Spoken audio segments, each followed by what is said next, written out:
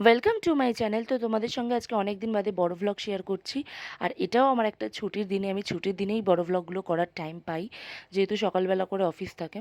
যাই হোক, সকালবেলা ঘুম থেকে উঠেই একটু রিফ্রেশ হওয়ার চেষ্টা করছিলাম। আর এত পরিমাণ গরম পড়েছে, ঘুম তো ঠিকঠাক হচ্ছে না। তাও রবিবার একটু বেলা করে ওঠার কথা ছিল, তাও একটু তাড়াতাড়ি উঠে গেছিলাম, যেহেতু কাজ ছিল ঘরে অনেক। আর এই থাইরয়েডের ওষুধটা আমার তো প্রতিদিনই খেতে হয়। তো এটাই উঠে প্রথমেই খালি পেটে বসে বিছানায় কিছুক্ষণ, তারপরে এই ওষুধটা খেয়ে নিলাম। তারপরে বাসি কাজকর্ম সেরে দেখলাম যে ফ্রিজটা অতিরিক্ত পরিমাণে নোংরা হয়েছে। জাস্ট তোমরা দেখো, আমি স্লো করে দেখিয়েছি, এতটা পরিমাণে নোংরা হয়েছে, মানে পরিষ্কার করা ছাড়া কোনো উপায় নেই। তো ফ্রিজটা আমি একাই পুরো পরিষ্কার করেছি, সমস্ত জিনিসপত্র বাইরে রেখে সমস্ত কিছু খুলে টুলে নিয়ে আমি ফ্রিজটা পরিষ্কার করেছি।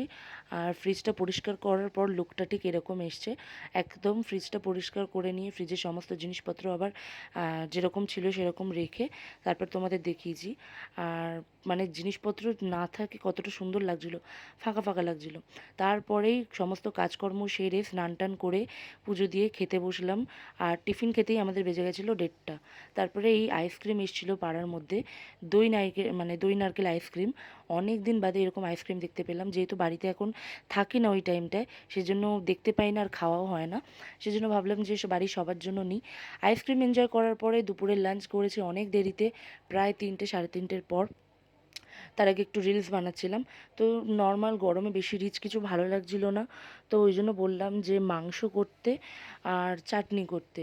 তো মাংস হয়েছিল আর চাটনি হয়েছিল, সেটা দিয়েই খেয়ে নিয়েছি। আর রাতে সেরকম কিছু টিফিন করিনি, যেহেতু অনেক বেলায় খাওয়া হয়েছে।